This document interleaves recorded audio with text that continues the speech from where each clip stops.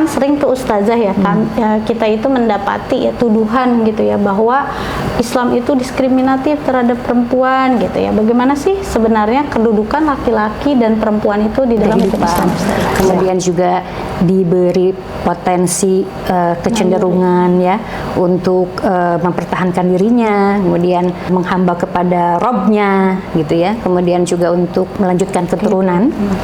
Dan juga kemudian ada rasa lapar dan lain-lain, itu kan hakikatnya manusia. Nah, kita melihat bahwa di dalam mengatur kebutuhan atau potensi dasar manusia itu tidak ada hukum yang berbeda. Gitu ya. Nah, kemudian juga perbedaannya adalah kewajiban untuk mencari nafkah ya dalam rangka memenuhi kebutuhan mereka gitu. Nah, itu perbedaannya adalah bahwa itu diwajibkan kepada laki-laki, tetapi itu tidak diwajibkan bagi perempuan.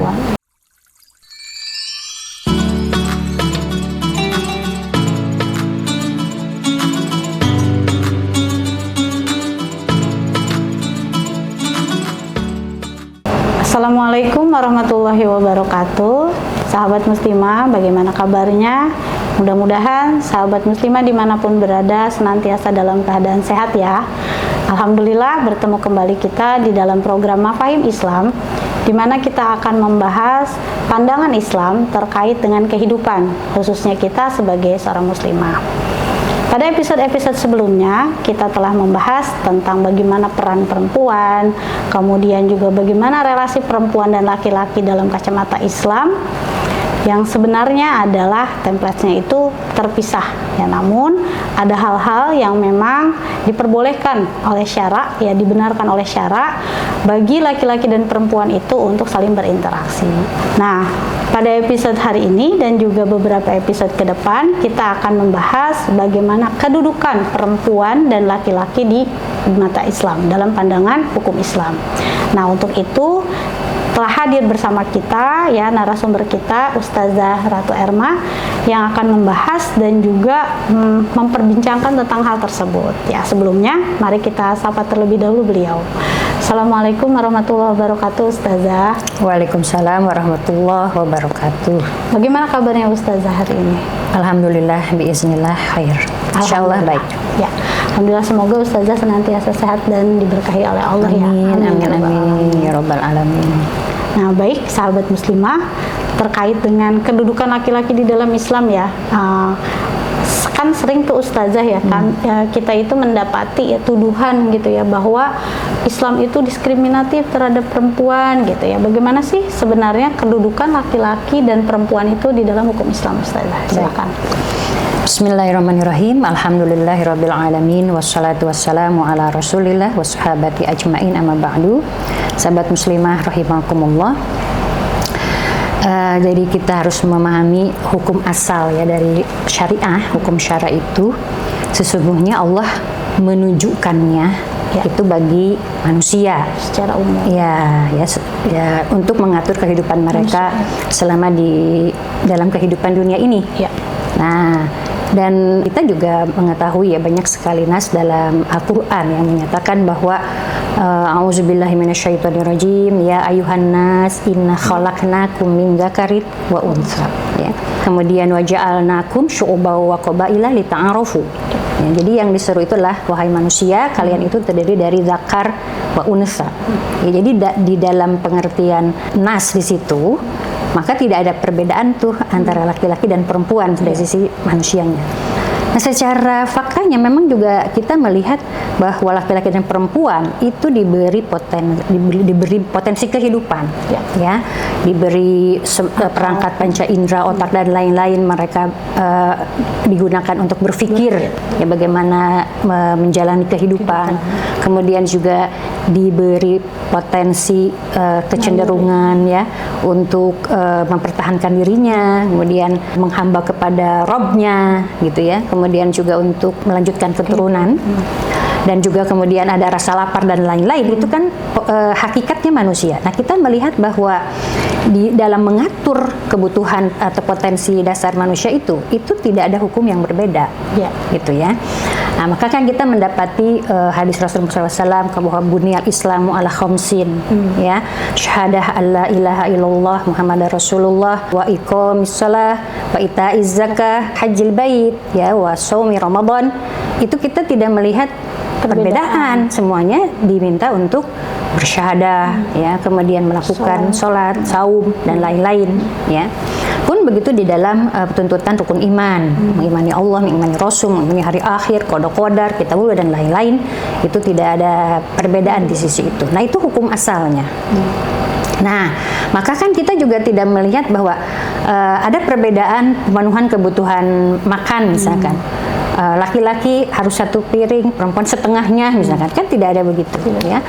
Termasuk kemudian kalau sholat, khawatir memberatkan, perempuan mah 2 rakaat saja, laki-laki harus full, misalkan 4 gitu, ya. Kalau pada sholat yang memang diminta untuk 4 rakaat, kan kita tidak dapati ada penjelasan begitu. Termasuk untuk kewajiban jihad, ya, kemudian menuntut ilmu dalam rangka tadi mengatur semua penemuan potensi, itu kita tidak melihatnya sebagai ada perbedaan gitu. Jadi di mata Allah, ya, sebagai pencipta manusia, yang diberi sama-sama potensi itu tidak ada diskriminasi. Jadi setara di hadapan Allah Subhanahu wa Ta'ala, begitu. Nah, tetapi kita melihat dalam penjelasan syariah, ya, Allah Subhanahu wa Ta'ala sebagai pembuat hukum, ketika dalam satu komunitas, di situ ada laki-laki perempuan, ada peran, ya, yang kemudian dispesifikasi hanya untuk perempuan, dan itu tidak dituntut dikerjakan oleh laki-laki. Begitupun ada, ya, khitab syari, ya, seruan dari Allah hanya khusus kepada laki-laki dan tidak dituntut perempuan untuk melakukannya. Nah, tapi itu bukan diskriminasi, perbedaan itu, ya, dan itu lahirnya itu dari wahyu juga, dari nasyara, sehingga perbedaan peran itu tidak dikonstruk oleh keinginan hawa nafsu manusia atau oleh budaya, konstruksi sosial, tapi itu adalah penjelasan nas, sehingga beberapa peran yang dibedakan itu kita menempatkannya sebagai bentuk excuse atau pengecualian dari hukum umum bahwa syariat Allah itu ditujukan untuk penataan kehidupan manusia, begitu. Ya, baik. Tadi kan Ustazah bilang, ya, secara umumnya gitu, ya, hukum dasarnya itu tidak berbeda, ya Ustazah, ya, ternyata antara hak dan kewajiban bagi laki-laki dan perempuan. Tetapi emang ada pengkhususan tadi, ya Ustazah. Nah, kenapa itu dikhususkan, berdasarkan apanya, dan batasan pengkhususannya itu seperti apa, Ustazah? Iya, baik. Beberapa nas, ya, yang sesuai dengan ketetapan Allah ini untuk perempuan, yang tidak berlaku bagi laki-laki, itu diantaranya adalah aurat, ya, aurat masing-masing, ya, dan tentu bentuk pakaian yang digunakan untuk hal-hal itu, ya. Nah, apakah itu menjadi diskriminasi? Tidak, ya. Ya, itu memang begitu built-in-nya, peruntukannya, ya. Ketika Allah menetapkan bahwa aurat laki-laki itu demikian, ya, maka bentuk pakaiannya seperti itu. Ketika Allah menetapkan aurat perempuan di dalam kehidupan publik, itu adalah seluruh tubuh kecuali muka dan telapak tangan, ada penjelasan syaratnya, sekaligus kemudian juga ada penjelasan bentuk pakaian yang harus digunakan. Nah, kemudian juga perbedaannya adalah kewajiban untuk mencari nafkah, ya, dalam rangka memenuhi kebutuhan mereka, gitu. Nah, itu perbedaannya adalah bahwa itu diwajibkan kepada laki-laki, tetapi itu tidak diwajibkan bagi perempuan. Termasuk kemudian hukum kesaksian, ya. Kalau untuk perempuan 2 orang, ya, nah laki-laki cukup 1 orang, ya. Nah, itu semuanya itu ada maksud, ada peruntukannya, dan kita tidak menempatkannya itu sebagai sebuah diskriminatif, ya, atau perbedaan. Justru yang harus kita pahami itu adalah ketika kita menelaah hukum-hukum syara yang bentuknya umum tadi, disitulah sebenarnya Islam itu menetapkan banyak sekali hak yang bisa dijalankan oleh perempuan, manakala dia sebagai insan, ya, gitu, ya. Maka kita dapati bahwa ketika perempuan punya hak untuk mengeksiskan, mengejawantahkan atau mengimplementasikan kemampuannya, ya, pemikirannya, pengetahuannya, maka kemudian dibolehkan gitu, untuk memerankan entah itu sebagai seorang pengajar ataukah kemudian business women gitu ya. Nah, itu kita dapati itu hak yang diberikan ya. Tidak dipisahkan yang boleh menjadi pengajar hanya laki-laki misalkan begitu ya. Tidak begitu dari sisi peran sebagai manusianya. Kemudian juga apakah dia boleh mengurusi hartanya, mengembangkan hartanya, itu dibenarkan karena sama-sama manusia gitu. Tidak ada di dalam isu ini tuh tidak ada spesifikasi kalau yang boleh mengelola hartanya itu hanya laki-laki, perempuan tidak boleh misalkan. Nah, itu tidak demikian. Nah, saya kira memang ini hal ini tuh perlu clear ya, perlu clear sekali, perlu difahami oleh umat Islam ya, agar kemudian ide-ide atau pemahaman-pemahaman yang di luar itu, yang justru kemudian hari ini terjadi seolah-olah tuh perbedaan yang untuk laki-laki perempuan itu sehingga Islam itu sudah membuat si perempuan ini menjadi stereotip gitu ya di hadapan laki-laki di tengah masyarakat. Nah, oleh karena itu kita harus melawannya misalkan gitu ya. Karena Islam itu tidak menganggap setara atau sejajar. Nah, itu yang perlu kita luruskan. Jadi ternyata memang tadi ya pengkhususan tadi sesuai dengan karakternya ya Ustazah ya. Betul. Karakter perempuan itu yang pasti ya, laki-laki punya karakter khusus, perempuan pun punya karakter khusus, di mana itulah yang sehingga Allah mengeluarkan hukum yang excuse tadi ya, berbeda tadi ya. Baik Ustazah. Jadi kalau kita lihat dari poin pentingnya itu seperti apa Ustazah ya? Iya. Nah, rumusannya bahwa syariat Islam itu untuk mengatur kepentingan, kemaslahatan ya umat manusia sepanjang dia hidup di dunia.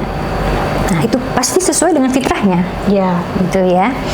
Nah, artinya dengan poin ini kita tidak pernah berpikir bahwa syariat Islam itu hanya mengunggulkan ya, memberi keutamaan kepada laki-laki ya, tidak kepada perempuan gitu. Justru dengan poin bahwa seluruh syariat itu untuk mengatur kemaslahatan, dan kita mendapati bahwa baik laki-laki maupun perempuan dari sisi dia sebagai insan itu memerintahkan hal yang sama gitu ya. Dan itu tentu kedudukannya menjadi setara. Nah, adapun kita menyikapi ada hukum-hukum khusus bagi mereka, bukan sebagai bentuk diskriminatif, tapi itu adalah pengaturan hukum syara juga sesuai dengan karakter, sesuai dengan perannya, dan itu saling melengkapi, saling harmoni begitu, dan itu sesuai juga dengan fitrah penciptaan. Nah, itu poin yang penting ya dari pemahaman kita terhadap pandangan kedudukan laki-laki dan perempuan. Dan sekali lagi agar tadi kita punya pemahaman yang lurus tentunya begitu. Baik, terima kasih Ustazah atas penjelasannya. Sahabat muslimah dimanapun berada, itu tadi ya, bahwa ternyata Islam itu tidak pernah mendiskriminasikan perempuan gitu ya. Adapun kedudukan laki-laki dan perempuan di mata Islam itu setara untuk hukum-hukum yang secara umum sebagai manusia. Adapun pengkhususan itu lahir karena perbedaan karakter di antara laki-laki dan perempuan. Baik sahabat muslimah, jangan pernah lewatkan program Mafahim Islam karena masih banyak sekali hal-hal yang akan kita perbincangkan seputar bagaimana pandangan Islam tentang kehidupan ya. Sampai di sini dulu episode kali ini, kita akan lanjutkan pada episode-episode berikutnya. Wabillahi taufiq wal hidayah. Wassalamualaikum warahmatullahi wabarakatuh.